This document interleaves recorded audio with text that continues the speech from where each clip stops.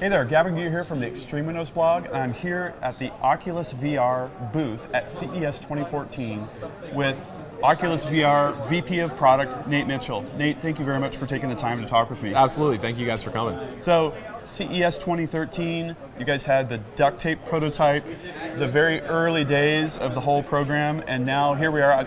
We've got the dev kit that's been available. You guys showed the HD prototype, which I saw at PAX, and now it's Crystal Cove. Tell me a little bit about Crystal Cove. What's the new magic technology that you guys have put into this system? Absolutely. So Crystal Cove is the new feature prototype we're showing here at CES 2014. It features really two key breakthroughs that we've been really excited about for a long time. The first is positional tracking, and the second being low persistence. So I'll talk a little bit about each of them. So positional tracking actually adds 3 extra degrees of freedom to the experience. It's something we've talked about a lot, the importance of having positional tracking for the consumer Rift. The original Rift dev kit, we tracked the orientation of your head very, very precisely in real time. But if you leaned forward, if you tried to like peek around a corner, for instance, we weren't able to track that data. So that really breaks the immersion and sort of takes away from the experience. So it's a big key missing piece. So what we've done with Crystal Cove is we actually have an external camera tracking IR LEDs on the headset, and it allows the user to actually move a lot more freely in space. You can lean forward, you can lean back, you can actually stand up, although we don't want you to stand up too much. You can crouch down and look underneath things. So it really opens up a lot of new gameplay possibilities. It makes for a more accurate tracking experience, and at the end of the day, it makes the whole thing a lot more comfortable, right? Because it's more accurately reflecting your real world movements in the virtual space. So it's not just the model of a camera on a tripod Exactly. any longer. Yeah. You're not a stick, or a head on a stick, right? Now you can finally actually lean forward, look down, and it's a lot more fun. So tell me about the display enhancements. If you can, I have the dev kit, the original dev kit. Talk to me about how the HD prototype and Crystal Cove are different and better. Sure. So with the HD prototype, like you said, we showed at E3. That was a 1080p LCD panel. We were excited about that, sort of give people a glimpse of what we call HD VR. Here, in the Crystal Cove prototype, we're actually using an OLED 1080p panel. Wow. Very exciting. When you talk about motion to photons latency, which we talk about quite a bit, which is basically the duration between moving your head or moving any part of your body, whether you're leaning forward or something else, until the correct image reaches your eye, right? Gotcha. That's sort of where the magic of VR happens. It's like how minimal can we make that time so that you really do feel like everything is happening in real time, just like real life. Yeah.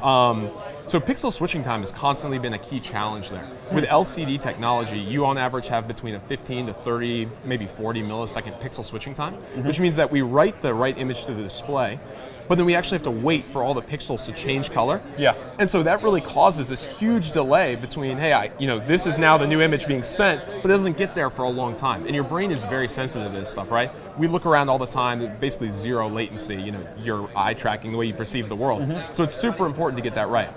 With Crystal Cove OLED, we have a sub-millisecond pixel switching time. That makes a huge amount of difference. You're still left with judder, but using the magic of low persistence, we're able to eliminate motion blur and judder. That's really the key takeaway. So in the original Oculus kit, you move, there's a lot of motion blur. It makes it very, very hard to read text, especially because you look at something and it's very unnatural to lock your head into position, right? You're always moving a tiny bit, and that means all that text is always smearing. The whole image is smearing. Right. So with low persistence, it makes the whole world significantly more visually stable, and again, that really increases the comfort level. It's a breakthrough. It doesn't sound, as exciting necessarily as like positional tracking. You're like, new display technology, okay. But it really levels up the whole experience pretty substantially, and it's one of the things we're most excited about. Well, then you have the aspect of the increased resolution, right? Absolutely. If you have split 720, it gives you a preview into the experience, but you can't really read a heads-up display. You can't see the gauges, on the dashboard. It limits the amount of virtual reality that you can actually achieve, right? Because you're like, oh, there's some text, but I can't read it. Not so good. Yeah, So it really does, again, make it a lot more fun. That's a really key goal, right? Is we want to maximize immersion, we want to maximize fun, comfort, and all those things together. That's where you get the magic of VR, the holodeck experience that we really want to deliver with the Consumer V1. Yeah. So I've seen the HD prototype. I was really blown away by the sort of extension of the experience. Right. I'm really looking forward to seeing Crystal Cove, to see that taken actually to the next level. But before we do that, tell me a little bit about the game partners that you're working with and how they're going to take advantage of the new sort of more low latency, the increased positional tracking capabilities, that kind of thing? So I can't go too much into the details of specific companies. You know, we've seen a huge amount of indie content developed for the consumer Rift, or at least on the dev kits that are out there now. We've seen a lot of excitement from big guys like Valve, like Epic, Unity, the team at CCP. One of the main demos we're showing here today is actually Valkyrie, which is a made-for-VR experience being developed by the same guys who've done EVE Online and Dust 514.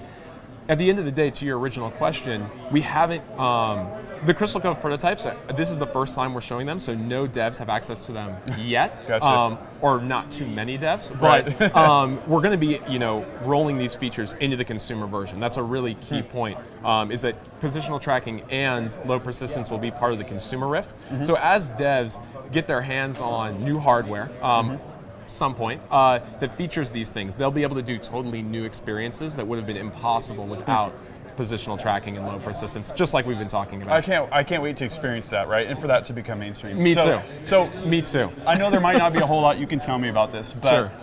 dev kits and consumer hardware. Yes. When are we going to see it, and what are we going to see? So unfortunately, we haven't announced a release date yet for the consumer version.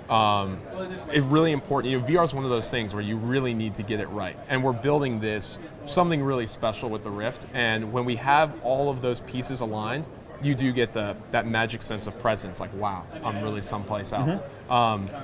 So with new dev hardware, we talked a lot about potentially the need for a second development kit near the consumer version, so that if you're a developer, if we're making a game together, we can actually test on the hardware that will be on retail shelves, right? So you know it'll work for everyone.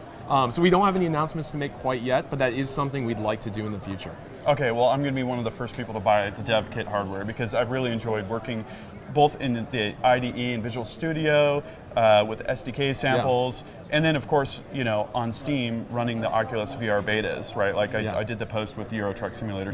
That's just one of many different games that are experimenting with the technology and making it available to anybody that has the dev kit hardware. Okay, so why don't we try out Crystal Cove? I can't wait to see what this thing will do. Absolutely, let's do it. Okay, thanks. So I'm here with Aaron from Oculus VR. Aaron, you're the content guy, is that right? Right, yep. I'm responsible for working with developers to make sure that we have really awesome content for the platform. Cool, and what do we have here? Super exciting. This is a Crystal Cove prototype. It's brand new. We're showing it at CES so that people can understand that we have some new capabilities in the technology at Oculus. So we're showing positional tracking, which allows you to actually move beyond the original range of motion of the dev kits that are publicly available right now. On those ones, you can sort of, you know, yaw, pitch, roll your head, but you're always stuck sort of like a camera in space at a static position, right? You can't lean or things like that. That's what's new about Crystal Cove. You can do positional tracking, so leaning left and right, in and out, you can crouch down. Super natural, just feels really, really good. And also, low persistence. Low persistence means that you don't get any of the blurring and smudging that you used to get if you would like turn and look at something, or if something flew past you, you would see sort of some streaking and blurring, and that's totally gone now with this prototype. Awesome. Super exciting. Ultimately, it's all about comfort. You put it on and you're just like, oh, this feels so good, and you don't want to come out. So really important factors in what makes VR consumer ready, consumable, you know, so we're really excited about it. So you're running Windows here and you've got a demo that I can try, is that right? Absolutely, absolutely. Okay, so I'm going to get seated. Why don't you tell me what we're going to see here? So what you're going to be looking at is a game from one of our launch content partners, CCP. This is EVE Valkyrie. Okay. And I'm going to strap you in here. Okay. Yep. Perfect. So as you're looking through the Rift, you should see a crystal clear image. Does that feel pretty good to you? It's just slightly blurry. We might want to try with glasses on. Have you ever tried with glasses on before? Let's do it. Okay, perfect. That's what I usually recommend. Put the glasses back on. You can actually put this on right over the frames, and if you want to, you can pull it just a little bit to the side. There you go. Awesome. Oh yeah. Is that better? Now we're rocking. Awesome, now we're rocking. Okay, perfect. So because it is positional tracking, I'm going to map this to exactly where your head is. So just look perfectly still, looking forward, kind of like you're taking a school picture, right? 1, 2, 3, awesome. It's mapped to you. Wow. Okay, so now what we're going to do is I'm going to show you the difference between low persistence, and default persistence. So right now, as you look left and right, you'll notice a little bit of blurring and smudging, right? Yep. I'm going to turn low persistence on. Now do the same thing. No way. So it should look really clear, no artifacting, no judder. Okay, so I'm going to quickly describe what I just saw. So I've got text that's floating out in front of me, heads-up display style, and without the low persistence, I saw all of the letters get wider, kind of like they were stretching. And now with the low persistence, it stays totally static. The text looks clear even when I'm turning my head, which is really amazing. That's exactly right. So that's one of two really, really important things we're talking about with Crystal Cove, and really important for a comfortable VR experience. The second is, you can look left and right and up and down, but why don't you actually lean forward here? Oh, wow. This is something totally new. You can also lean left and right. Okay, like this? Yeah, there you go. So just as though you were sitting in a cockpit in this spaceship, right? You do the same thing in virtual reality, and all of the motion correlates one-to-one. So it feels really comfortable, really immersive. Your brain allows you to just totally forget that you're in this pair of goggles in a room in CES, and you're actually inside the space cockpit. This is amazing. Awesome. So I'm going to hand you a controller now, because I want to see how your space legs work, right? Oh, no. I want to see if you're a good pilot. Okay. Take a minute to hold in the left trigger on the Xbox controller for me, and look out the left window. Okay. You notice how that reticle follows you? Yep. So what we're doing is, where you look, we understand, right? We're using gaze detection to create a targeting system. I should say CCP is doing this. They're the ones that thought of this idea, and it's brilliant. So as you're passing by someone, you don't necessarily have to aim your ship at them to fire or engage with them. You just lock on. It makes you feel like a superhero. You can control with the left thumbstick the direction of your spaceship. I'm going to get you launching right now. Okay. Perfect. This launch sequence is actually really fun and really exciting. You sort of get this acceleration, and then boom, you're out in the vastness of space. Wow. How does that feel? That feels awesome. Pretty exhilarating, right? It's like I'm at Space Mountain or something at Disneyland. Yeah, exactly. And you'll notice you've got a couple wingmen with the blue trailers coming off behind them.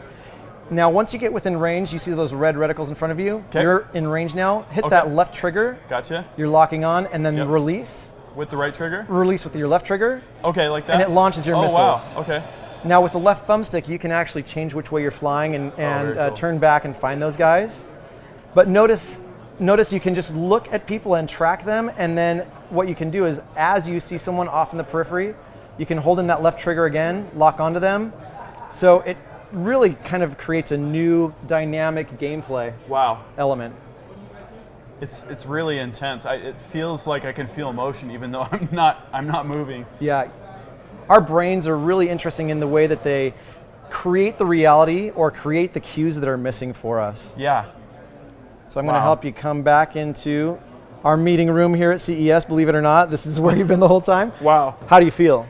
Well, I feel great, but looking at this in 2D, it's just totally not the same. Well, and that's a really good way to actually look at the experience or compare the experience, right? Is what you were doing before. Remember when I said lean left and right, look behind you, look up. This is what the 2D experience is, right? You're looking left and right, but the reality is sort of in this uncanny valley because you're looking through a window into a virtual world.